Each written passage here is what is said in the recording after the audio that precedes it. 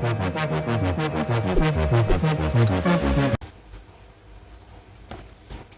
ួស្តីបងប្អូនប្រិយមិត្តនៅក្នុងបណ្ដាញសង្គម YouTube ទាំងអស់ថ្ងៃនេះខ្ញុំសូមធ្វើវីដេអូបង្ហាញ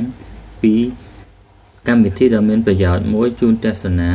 និយាយទៅគឺយើងធ្វើឲ្យទូរស័ព្ទអានព័ត៌មានឲ្យយើងស្ដាប់ដោយយើងមិនចាំបាច់ហត់នឿយអានទៀតទេគឺត្រូវ download កម្មវិធីមួយឈ្មោះថា Talk Free នេះបងប្អូនចូលទៅកាន់ Play Store រួចហើយវាយពាក្យ Talk Free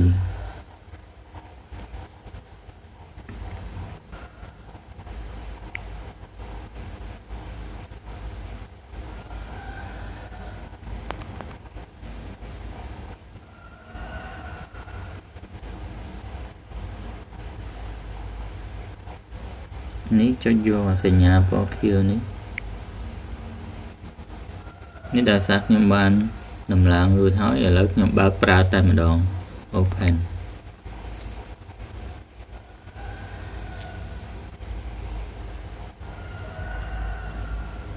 អត្ថបទនេះខ្ញុំ copy ចេញពីគេហទំព័រប្រជាប្រិយសំទោសគេហទំព័រ KHMER Report ឥឡូវខ្ញុំឲ្យវាអានឲ្យយើងស្ដាប់គាត់នឹងចុចសញ្ញាពណ៌ខៀវនេះតែមុននឹងអានយើងត្រូវដូរភាសាសិនឬយកភាសាខ្មែរកន្លែងនេះមានច្រើន more language មានអីទៀតប៉ុន្តែយើងរើសយកភាសាខ្មែរនេះហើយកន្លែងនេះគឺសេរីសំឡេងកម្លាំងឮខ្លាំងឬឮខ្សោយ and is export as wave file នេះមានន័យថា save ជា file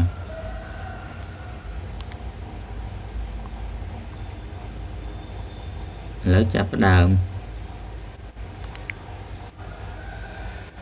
នៅក្នុងរាត្រីថ្ងៃស្អែកនេះ Galaxy Note 9 នឹងត្រូវបង្ហាញខ្លួនជាផ្លូវការនៅទីក្រុងញូវយ៉កហើយចំណែកឯនៅក្នុងប្រទេសកម្ពុជាយើងវិញក្រុមហ៊ុន Samsung ប្រចាំប្រទេសកម្ពុជាក៏អាចនឹងរៀបចំព្រឹត្តិការណ៍ទស្សនាការផ្សាយផ្ទាល់និងដាក់តាំងបង្ហាញ Galaxy Note 9 ផងដែរសម្រាប់ប្រិយមិត្តដែលកំពុងរង់ចាំលោកអ្នកអាចទស្សនាការចុះផ្សាយព័ត៌មានពី KHMER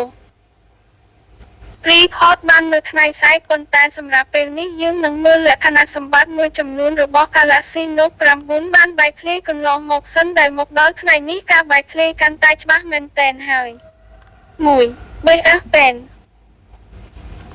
BF Pen អាចជាបច្ចេកវិទ្យាដ៏ធំបំផុតសម្រាប់ប្រគល់នៅក្នុងឆ្នាំ2018នេះហើយបើតាមព័ត៌មានបែកធ្លាយមកថា3របស់ Galaxy Note 9 នឹងបំពាក់បច្ចេកវិទ្យា Bluetooth ភ្ជាប់មុខជាស្រេចក្នុងការធ្វើការជាមួយនឹងទូរស័ព្ទឧទាហរណ៍វាអាចប្រើជាតេឡេបញ្ជាបានគឺអាចចុចប៊ូតុងប៊ិចនោះដើម្បីឲ្យយកកាមេរ៉ារបស់ Note 9 ថតយករូបភាពពីចម្ងាយជាដើមសម្រាប់បញ្ជាទៅលើកម្មវិធីមួយចំនួនទៀតដូចជាបង្ហាញ slide នៅពេលធ្វើបទបង្ហាញជាដើមវាដើរតួជាកុំព្យូទ័របាននៅមុខដៃខាងក្រោម 2. កាមេរ៉ាប្រិយមិត្តជាច្រើនចង់ឃើញកាមេរ៉ាថ្មីនៅលើ Note 9 ហើយក្រុមហ៊ុនក៏បានបញ្ជាក់ហើយថាកាមេរ៉ារបស់ Note 9 ប្រសើរជាង Galaxy S9 ដោយសារផ្នែក software ជំនួយបន្ថែមសម្រាប់ផ្នែករឹងនៃកាមេរ៉ាគឺវាប្រើប្រាស់កាមេរ៉ាក្រោយភ្លុះទំហំ pixel aperture f1.5 និង f2.4 ដែលមួយគ្រាប់ជា lens ពង្រីកបាន2ដងសម្រាប់ optical setនឹងមួយគ្រាប់ជាលេនទូលាយអ្វីដែល Samsung កែប្រែគឺកម្រិតនៃការថតព្រាលការចាប់យកទិដ្ឋភាពប្រើប្រាស់បញ្ញាសិប្បនិម្មិតកាត់បន្ថយស្នាមព្រាលនៅពេលញ័រកាមេរ៉ានិងកន្លែងខ្សោយពន្លឺនិងការចាប់យកចំណុច focus low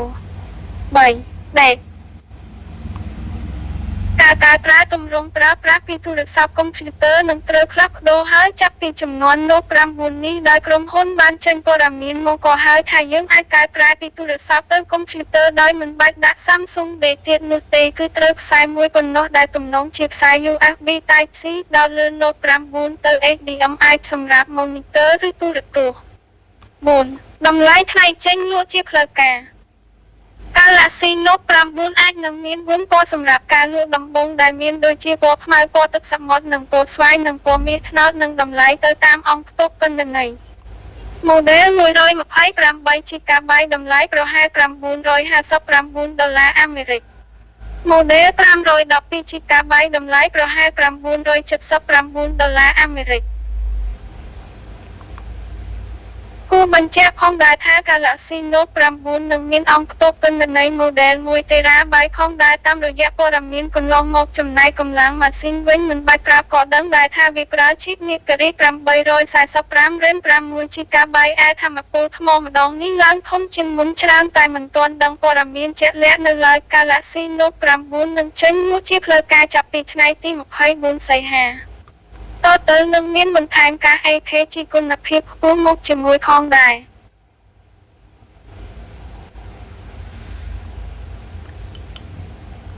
ឥឡូវចប់អត្ថបទនេះមួយហើយខ្ញុំសូមបើកអត្ថបទមួយទៀត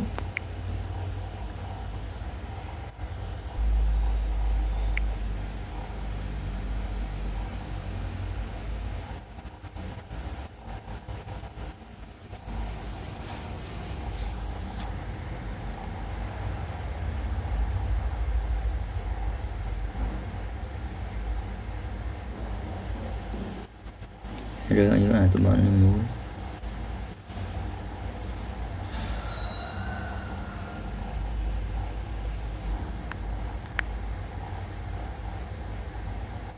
តើមកយើងចុច copy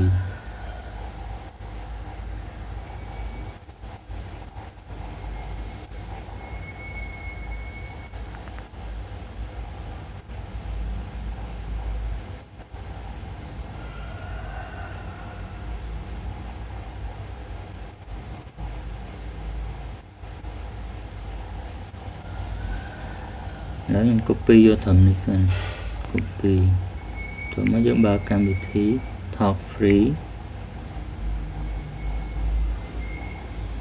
នេះ back មួយសិន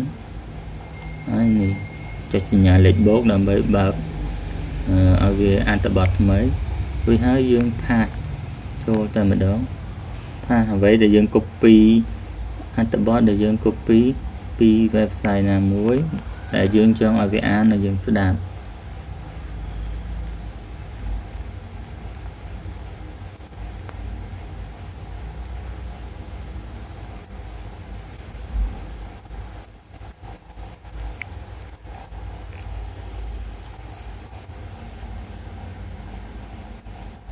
បន្ទាប់ពីក្រុមហ៊ុន Razer មានក្រុមហ៊ុនផលិតទូរស័ព្ទជាច្រើនបានចាប់ផ្ដើមនៅការផលិតទូរស័ព្ទសម្រាប់លេងហ្គេមខ្សែជាថ្មីម្ដងទៀតមិនថាក្រុមហ៊ុនតូចឬធំឡើយព្រោះពេលនេះទូរស័ព្ទលំដាប់កំពូលរបស់ក្រុមហ៊ុនទូទៅមានលក្ខណៈស្រដៀងគ្នាពេកអញ្ចឹងហើយបានជាក្រុមហ៊ុនមួយចំនួនបែរមកចង់ផលិត Smartphone Gaming វិញម្ដងដូចជាអ្វីដែល ROG Ino ធ្វើអញ្ចឹងឲ្យយកស្របពេលដែលវិស័យផលិតហ្គេមកាន់តែមានសន្ទុះខ្លាំងសូម្បីតែកម្ពុជាយើងក៏នឹងមានហ្គេមខ្នាតអន្តរជាតិ graphic ច្បាស់ក៏ឆាប់ខាងមុខនេះដែរ ក្រៅពី Razer មានក្រុមហ៊ុន Xiaomi, ZTE និង Asus បានចេញទូរស័ព្ទ Gaming យ៉ាងលយរៀងខ្លួនហើយមួយរយៈចុងក្រោយនេះយើងក៏បានលើកដំណឹងថា Samsung និង Huawei ត្រៀមចេញទូរស័ព្ទ Gaming នឹងគេផងដែរសម្រាប់ក្រុមហ៊ុន Huawei អាចនឹងចេញទូរស័ព្ទ Gaming នៅក្នុងក្រុមហ៊ុន Honor ព្រោះថ្មីនេះយើងបានឃើញ Honor Play បង្ហាញខ្លួនរួចហើយគោ គ្រាន់តែវាមិនមែនជាលំដាប់កំពូលនិងមិនមានលក្ខណៈពិសេសលើសពីទូរស័ព្ទធម្មតានៅឡើយគ្រាន់តែបានបំពាក់ដៃត្រជាក់ក្នុងម៉ាស៊ីនដើម្បីកាត់បន្ថយកម្ដៅប៉ុណ្ណោះ ដល់កម្មវិធីនេះជាកម្មវិធីល្អមួយឥឡូវខ្ញុំសូមយកអត្ថបទមួយទៀតដែលខ្ញុំបាន copy ទុកនៅក្នុង note ខ្ញុំសូមបើក note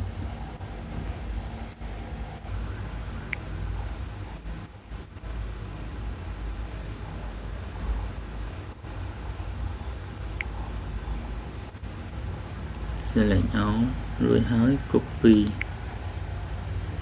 តបមកយើងយកទៅផាសចូលកម្មវិធី Talk Free back មួយសិននេះអត្ថបទដែលយើងយកមកចាក់ស្ដាប់មុនឥឡូវខ្ញុំផ pass អត្ថបទថ្មីចូលយកសុំទុកនេះ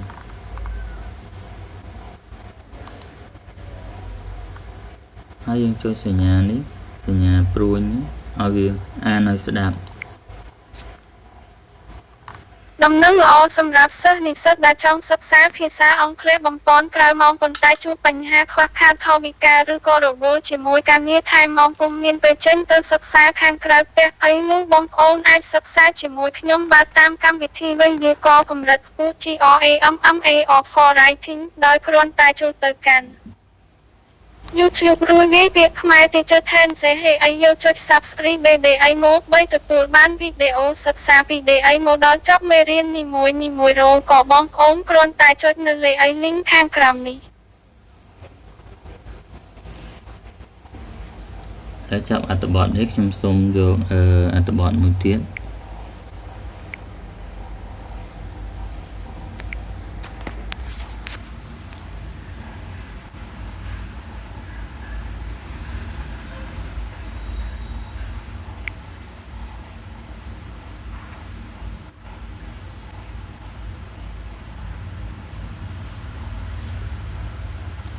select all មួយតបមក copy តបមក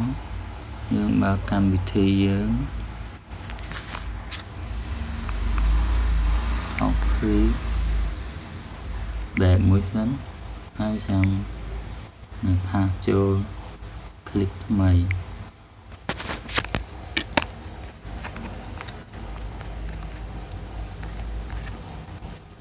ឥឡូវខ្ញុំចាប់ផ្ដើមឲ្យវាអាន ការលេងហ្គេមតាមទូរស័ព្ទដៃគឺជាកិច្ចព្រម ខ្ញុំចុះអានពីលើមកដល់មក កំសាន្តសង្គមទេសចរកីឡាបច្ចេកវិទ្យាដឹងទេតោះមើលលោបច្ចេកវិទ្យាការបញ្ជាទិញទូរស័ព្ទ Galaxy Note 9 នឹងទទួលបានវិបត្តិ 15000 នៅក្នុង Fortnite Mobile ការលេងហ្គេមតាមទូរស័ព្ទដៃគឺជាកិច្ចព្រមព្រៀងដ៏ធំមួយហើយវាចាត់ចាំអារ៉ាមចុងក្រោយបង្អស់អំពីក្រុមហ៊ុន Samsung ដែលជាដៃគូជាមួយ Epic Games សម្រាប់ទូរស័ព្ទ Galaxy Note 9 បានចាប់ផុសតាមមកបង្ហាញពីការបញ្ជាក់បន្ថែម Epic Games ក្រុងនឹងចេញលក់ហ្គេម Fortnite ដែលជាហ្គេមកុំព្យូទ័រហើយដែលបានដំណើរការរួចរាល់ហើយនៅលើប្រព័ន្ធប្រតិបត្តិការ iOS ហ្គេមនេះនឹងក្លាយជាកម្មសិទ្ធិរបស់អ្នកប្រើទូរស័ព្ទ Galaxy Note 9 សម្រាប់រយៈពេល30ថ្ងៃ សប្តាហ៍ថ្ងៃនេះនៅក្នុងគេហទំព័ររបស់ Epic Games បានបង្ហាញថាក្រុមហ៊ុនទាំងពីរកំពុងពង្រីកភាពជាដៃគូរបស់ខ្លួនបន្ថែមទៀតនៅពេលទិញទូរស័ព្ទ Galaxy Note 9 អ្នកនឹងទទួលបានរូបិយប័ណ្ណនៅក្នុងហ្គេមចំនួន 15000 ដែលគេហៅថា V-Bucks ដែលមានតម្លៃប្រហែល $150 អាមេរិក លើសពីនេះទៀតរបាយការណ៍ចុងក្រោយបំផុតអះអាងថារយៈពេលនៃការផតតាជាប់មុខក្នុងរយៈពេល1ខែអាចត្រូវបានពន្យាពេលរហូតដល់ទៅ4ខែនោះជាកិច្ចព្រមព្រៀងផតតាជាប់មុខទោះជាយ៉ាងណាក៏ដោយយើងឆ្ងល់ថាតាមម៉ាស៊ីនហ្គេមមេរបស់ Epic អនុញ្ញាតឲ្យលេងហ្គេមឆ្លងកាត់ប្រព័ន្ធបានដែរឬទេ ដោយសារតែឥឡូវហ្គេមនេះអាចលេងបានតែនៅលើប្រព័ន្ធ iOS នោះដូច្នេះម្ចាស់ទូរស័ព្ទ Galaxy Note 9 នឹងត្រូវលេងបានតែជាមួយទូរស័ព្ទដូចគ្នាតែប៉ុណ្ណោះឬយ៉ាងណា បាទអាយុសានក្រុមការងារសមតែងក្នុងរឿងភាតកលាក់មុខចេញមុខគំងាយមូលហេតុដែលផលិតផ្សាយវីដេអូមួយនេះពិតជារំជួលចិត្តពេលដឹងពីមូលហេតុដែលអែមរៀមឲ្យបុរសពាក់មកុដអប្សរាវីដេអូ OPPO នឹងចេញទូរស័ព្ទដំបូងគេបង្អស់នៅលើពិភពលោកដែលមានបន្ទះកញ្ចក់ Gorilla Glass 5 ក្រុមហ៊ុន Apple បញ្ចេញ software ដើម្បីជួសជុលបញ្ហាឡើងកម្ដៅលើម៉ាស៊ីណូ MacBook Pro រក្សាសិទ្ធិគ្រប់យ៉ាង ឥឡូវចប់ហើយអញ្ចឹងដើម្បីឲ្យវាអានអត្ថបទឲ្យយើងស្ដាប់បានយើងត្រូវចូលទៅ website ណាមួយដូចជា website ប្រជាប្រិយឬក៏ website KHMER report ចឹងទៅគឺហើយយើងចុច select all មក copy មកយកមកផាសចូលក្នុងកម្មវិធី Talk Free នេះរួចហើយចុច នេះចុចសញ្ញាផែនដីនេះជ្រើសរើសយកភាសាខ្មែរវាមានភាសាច្រើនតែយើងរៀបរកយកភាសាខ្មែរមកហើយចុចសញ្ញា play នេះវានឹងអានឲ្យយើងស្ដាប់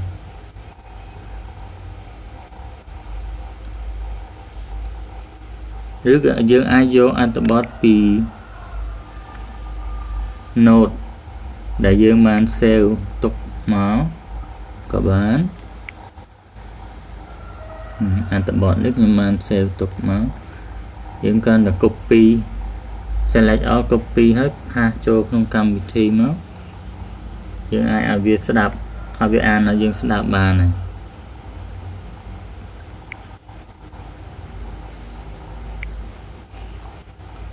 អញ្ចឹងជាចុងក្រោយខ្ញុំសូមបញ្ជាក់ថាកម្មវិធីនេះ support ជាមួយទូរស័ព្ទ Android ដែលមាន version 5 ឡើងទៅពីព្រោះខ្ញុំបានសាកជាមួយទូរស័ព្ទ Android version 442 ចំនួន 2 គ្រឿងហើយគឺវាអត់ស្គាល់ភាសាខ្មែរទេវាចេះអានតែភាសាអង់គ្លេសអញ្ចឹងបើបងប្អូនចង់ប្រើកម្មវិធីនេះគួរតែរើសយកទូរស័ព្ទដែលមាន version 5 ឡើងលើហើយជាចុងក្រោយសូមបងប្អូនចុច Subscribe កម្ម Channel របស់ខ្ញុំម្នាក់មួយផងដើម្បីទទួលបានចំណេះដឹងថ្មីៗបន្តទៀតសូមអរគុណ